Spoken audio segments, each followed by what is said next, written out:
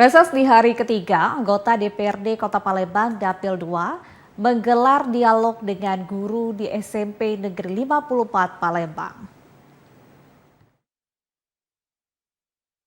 Dihadiri seluruh guru SMP Negeri 54 Palembang, anggota DPRD Kota Palembang Dapil 2 melakukan dialog terbuka mengenai proses belajar dan mengajar. Di samping itu untuk menampung usulan yang disampaikan.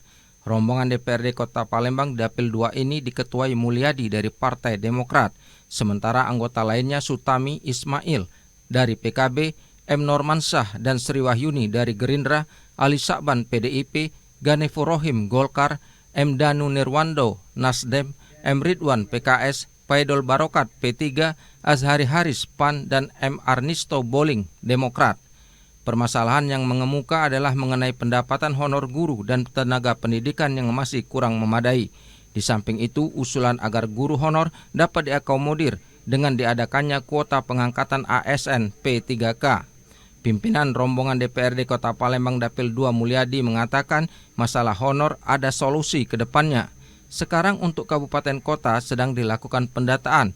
Khusus guru akan diperjuangkan untuk menjadi P3K yang diprioritaskan karena di Kota Palembang kekurangan guru. Sudah ada edaran dari Menteri Pendidikan, masalah honorer ini ada solusi yang ke depan. Mudah-mudahan sekarang untuk kabupaten kota sekarang tahap pendataan. Pendataan memang sesuai dengan aturan administrasi yang mereka gunakan.